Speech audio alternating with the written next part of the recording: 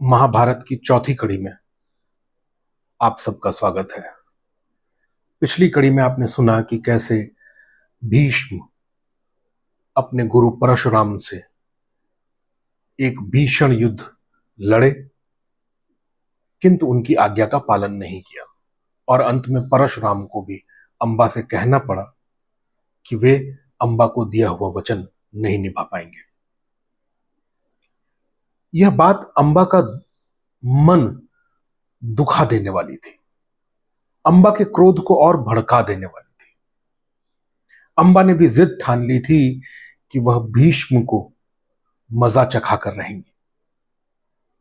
उन्होंने जंगल में जाकर के घनघोर तपस्या शुरू कर दी।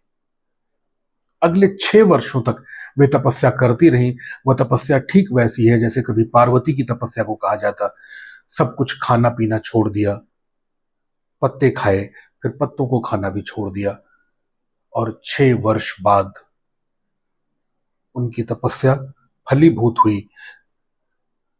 शंकर महादेव के पुत्र षण्मुख उनके सामने आकर के खड़े हो गए और उन्होंने वर मांगने को कहा। अंबा ने अपनी पूरी बात बताई और भीष्म से बदला लेने का उपाय पूछा। षण्मुख ने उन्हें एक कभी न मुरझाने वाली माला दी और कहा कि इस माला को पहन करके जो वीर भी भीष्म से लड़ेगा वह विजयी होगा, वह भीष्म का विनाश करेगा। अंबा की खुशी का ठिकाना नहीं रहा। वर्षों की तपस्या, वर्षों के इंतजार के बाद अब उसके हाथ में वह हथियार था जिसके माध्यम से वह भीष्म से बदला ले सकती थी। लेकिन अभी भी वीर ढूंढना बाकी था। वीर की तलाश में वे पूरे भारत खंड में इधर उधर विचरने लग गईं। एक हाथ में माला और वीर की तलाश। वे लगभग सभी राजाओं के पास गईं, जिन भी वीरों को वो जानती थी उनके पास गईं। माला उनके हाथ में थी, ईश्वर की दी हुई दैवीय माला, जिसको पहन करके जो भी लड़ेगा भीष्म का विनाश निश्चित। लेकिन भीष्म का जो नाम था, लोग उससे डरे हुए थे इतना ज्यादा कि कोई भी भीष्म से माला पहन करके भी लड़ने को तैयार नहीं हुआ। अंबा ने जो यात्रा बड़े विश्वास और बड़े उत्साह के साथ शुरू करी थी, धीरे धीरे वह हतोत्साहित होती जा रही थी। अब उसका आखिरी आसरा बचा था पांचाल नरेश द्रुपद, जिसकी वीरता के किस्से भी हर तरफ मशहूर थे। अंबा वह माला लेकर के द्रुपद के दरबार में पहुंची। जब द्रुपद ने उनसे पूछा कि वह किस कारण से उनके दरबार में आई है, तब अंबा ने उन्हें पूरी कहानी बताई और भीष्म का वध करने की बात कही। भीष्म का नाम सुनते ही द्रुपद बोले, देखो, भीष्म बहुत अच्छे व्यक्ति हैं। अगर भीष्म की जगह कोई और होता तो मैं जरूर तुम्हारी इस यज्ञ में तुम्हारा साथ देता, लेकिन भीष्म अच्छे और बुरे की पहचान रखने वाले व्यक्ति हैं। भीष्म ने कभी किसी का बुरा नहीं किया। भीष्म से मेरी भी कोई दुश्मनी नहीं है, तो भला मैं भीष्म के लिए क्यों लड़ूं, भीष्म से क्यों लड़ूं? यह बात सुन करके अंबा को बहुत क्रोध आया, अत्यधिक क्रोध आया, और उन्होंने अपने हाथ से जो माला फेंकी वो उनके दरबार में जो एक खंभा था, अक्सर बड़ी छतों वाले जो दरबार होते थे उसमें बहुत से खंभे होते थे, तो ऐसे ही एक खंभे पर ऊंचाई पर जाकर के वह माला टंग गई। गुस्से में जलती भुनती अंबा द्रुपद के दरबार से बाहर आ गई, वापस जंगल में आ गई और उसने अपनी तपस्या शुरू कर दी। अंबा के जाने के बाद द्रुपद भी समझ नहीं पाए कि वे आगे क्या करें। उस माला को वहीं लटके रहने दिया और अपने रोज के कार्यों में व्यस्त हो गए। इधर अंबा निरंतर तपस्या करती रही। वर्षों की तपस्या के बाद भगवान शंकर एक बार उससे प्रसन्न हुए। उन्होंने पूछा, अम्बा क्या चाहती हैं? अम्बा ने अपने मन की बात कही तो उन्होंने कहा, अम्बा इस जन्म में तो नहीं, लेकिन अगले जन्म में तुम अवश्य भीष्म के वध का कारण बनोगी और भीष्म का वध कर पाओगी। यह बात सुनते ही अम्बा बोली कि अगले जन्म का मुझे याद ही कहां रहना है कि इस जन्म में मेरे साथ हुआ क्या था, मैं किस दुख से गुजरी, मुझे किन किन संघर्षों का सामना करना पड़ा, वो भी भीष्म की वजह से, भीष्म की जिद की वजह से। तो जब न वह क्रोध रहेगा न वह यादें रहेंगी, तो फिर अगर मैंने अपना बदला ले भी लिया तो मैं उस बदले का करूंगी क्या? शंकर मुस्कुराए और बोले, ठीक है, मैं तुम्हें एक और वरदान देता हूं। न केवल अगले जन्म में तुम भीष्म की मृत्यु का कारण बनोगी, बल्कि तुम्हें इस जन्म की हर एक छोटी से छोटी घटना भी याद होगी, ताकि जब तुम भीष्म से बदला ले पाओ तो तुम्हें उस सुख का एहसास हो जो तुम बदले के माध्यम से लेना चाहती। इसके बाद महादेव अंतर्ध्यान हो गए। अंबा को अब इस जीवन से और कुछ लेना देना नहीं था, तो उसने एक बड़ी सी चिता सजाई, उसमें अग्नि प्रज्वलित करी, आग लगाई और उसमें कूद गई। समय बीता। पांचाल नरेश के घर वही अंबा एक बेटी के रूप में जन्मी। ऐसी बेटी जिसको महाराज द्रुपद ने बेटे की तरह पाला, क्योंकि उसके जन्म पर आकाशवाणी हुई थी कि यह जो जन्मी है बेटी, जिसका नाम उन्होंने शिखंडी रखा था, इसको बेटे के रूप में पालो। एक दिन जब सभी लोग बाहर थे राजकाज से, अपने कामों से, दरबार में कोई नहीं था, तब वही शिखंडी दरबार में खेल रही थी। उसने देखा दूर पर ऊपर एक माला टंगी हुई है और उसे वह घटना याद आ गई।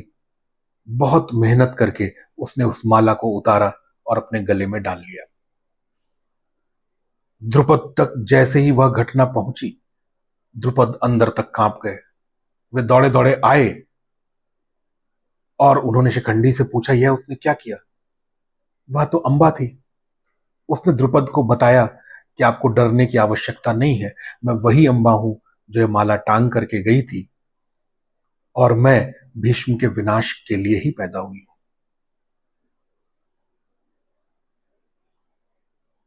चूंकि शिखंडी का लालन पोषण एक लड़के की तरह करना था, तो उन्होंने उसको लड़के का रूप दे रखा था द्रुपद ने, और उसको गुरु द्रोणाचार्य के आश्रम में धनुर्विद्या की शिक्षा देने के लिए भेज दिया।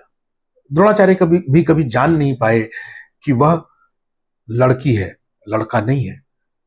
उसके बाद महाराज द्रुपद ने बड़े धूमधाम के साथ शिखंडी का विवाह एक कन्या के साथ किया। थोड़े समय में यह पोल खुलनी ही थी कि शिखंडी लड़की है, लड़का नहीं। उनकी पत्नी ने उनको बहुत बुरा भला कहा, और जब बहुत बुरा भला कहा तो वे बड़े दुखी होकर के जंगल की तरफ निकल गए, और वहां उनकी मुलाकात एक गंधर्व से हुई। गंधर्व ने जब उसकी कहानी सुनी तो माया से, जादू से, कृपा से, जैसे भी, उन्होंने शिखंडी को पुरुषत्व प्रदान कर दिया। उसके बाद शिखंडी वापस आए और अपना वैवाहिक जीवन बड़े सुखपूर्वक जीने लग गए। अब यह बात तो थी अंबा के बदले की और अगले जन्म में शिखंडी के रूप में जन्मने की, ताकि वह भीष्म से अपने पुराने जन्म में हुए अन्याय का बदला ले सके। अब आते हैं वापस कुरुवंश की तरफ, हस्तिनापुर, जहां पर अंबा की बाकी दोनों बहनें विचित्रवीर्य से विवाह कर चुकी थीं और समय बड़ा अच्छा बीत रहा था।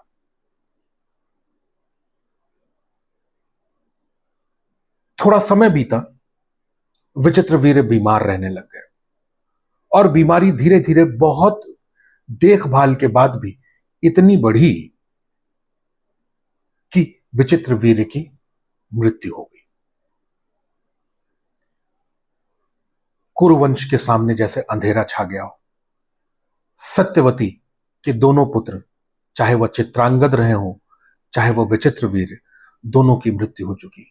अब घर में एक भी ऐसा कुल दीपक नहीं जो आगे चल करके कुरुओं के इस महान वंश के शासन को आगे बढ़ाए।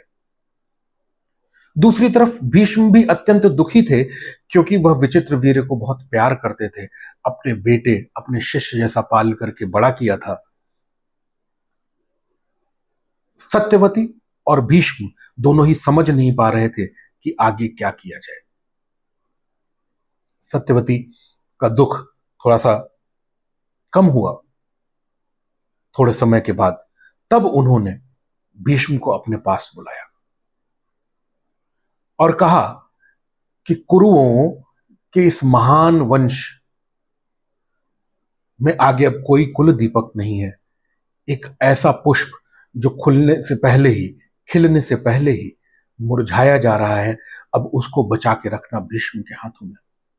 भीष्म को बात समझ नहीं आई कि सत्यवती कहना क्या चाह रही है। वो बोले, मां, मैं आपकी बात समझा नहीं। वो बोले, शांतनु के मरने का दुख तो मुझे हुआ, किंतु उतना नहीं जितना कि होना चाहिए था, क्योंकि शांतनु पहले वृद्ध हुए और फिर जैसा कि नियम है कि एक वृद्ध पुरुष को, एक वृद्ध स्त्री को अपने शरीर का त्याग करना ही पड़ता है, उन्होंने उस नियम का पालन किया और वे चले गए। किंतु मेरे पास चित्रांगद और विचित्रवीर्य थे। उसके बाद चित्रांगद और विचित्रवीर्य भी चले गए और अब इस कुल को आगे बढ़ाने वाला कोई नहीं है तुम्हारे अलावा। तो मैं यह चाहती हूं कि तुम इस कुल को आगे बढ़ाओ। वो फिर बोले कि मां, मुझे बात समझ नहीं आ रही, आप कहना क्या चाहती हैं। वो कहती हैं कि तुमने विचित्रवीर्य के विवाह के लिए 2 राजकुमारियों का हरण किया था, या तो 3 का था, जिसमें अंबा अलग चली गई थी, अंबिका और अंबालिका। वह दोनों अभी युवा हैं। मैं चाहती हूं कि तुम उनसे विवाह करो और इस कुल को चलाने वाला कुल दीपक दो, जो आगे चल करके हस्तिनापुर के राजगद्दी पर बैठे। भीष्म चुप रहे और फिर उन्होंने अपनी मां को समझाने की कोशिश करी कि क्या आपको मेरे द्वारा ली गई प्रतिज्ञा पता नहीं है, याद नहीं है कि मैंने आपको और पिताजी को मिलाने के लिए यह प्रतिज्ञा ली थी कि मैं आजन्म ब्रह्मचर्य व्रत का पालन करूंगा, शादी नहीं करूंगा। तो आज आप मुझसे ये क्यों कह रही हैं। सत्यवती ने कहा, वह परिस्थितियां अलग थी। तब तुमने अपने पिता के लिए वह बलिदान दिया, और इसलिए बलिदान दिया कि मेरे पुत्र यहां के हस्तिनापुर के शासक बन सके। किंतु अब तुम्हारे पिता भी नहीं रहे और मेरे वो दोनों पुत्र भी नहीं रहे जिनकी वजह से तुमने यह बलिदान दिया था। तो अब वह समय आ गया है जब तुम अपनी कसम से पीछे हट जाओ। उन्होंने कहा, यह असंभव है। भीष्म बोले, असंभव है, मैं अपने दिए हुए वचन से पीछे नहीं हट सकता। सत्यवती ने कहा, यह आपद धर्म है, आपदा का धर्म है। आपदा का धर्म धर्म से ठीक उल्टा चलता है। जो कुछ भी धर्म में कहा गया है, आपदा के धर्म में आप उससे उलट कर सकते हैं। किसी को मारना धर्म में मना है, किंतु आत्मरक्षा में किसी को मार देना आपदा का धर्म है। ठीक वैसे ही अपने वचन का पालन करना धर्म है, किंतु आपदा में अगर तुम उस वचन का पालन नहीं करते हो तो वह आपदा का धर्म है। तुम्हें आपदा के धर्म का पालन करना चाहिए। भीष्म को यह बात सुनकर के बड़ा क्रोध आया। पूरा जीवन, अपना पूरा जीवन उनकी आंखों के सामने घूम गया कि कैसे उनकी मां गंगा उन्हें अपने साथ लेकर के चली गई। फिर सबसे पहले राजनीति विज्ञान देवताओं के गुरु बृहस्पति से सिखाया, उसके बाद राक्षसों के गुरु शुक्राचार्य से भी सिखाया।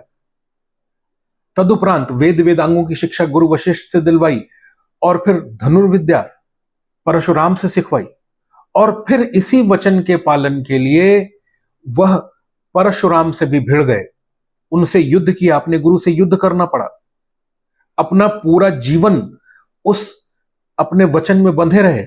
और आज जिनकी वजह से उन्होंने यह वचन लिया, वह कह रही है अपना वचन छोड़ दो। तो उन्हें बड़ा क्रोध आया और बड़े गुस्से में सत्यवती से बोले कि मां, आप शायद मेरे वचन की मजबूती को जानती नहीं है, आप मेरे मस्तिष्क की दृढ़ता को नहीं जानती हैं, आप मेरी बातों की मजबूती को नहीं जानती हैं, इसीलिए आप मुझसे ऐसा कह रही हैं।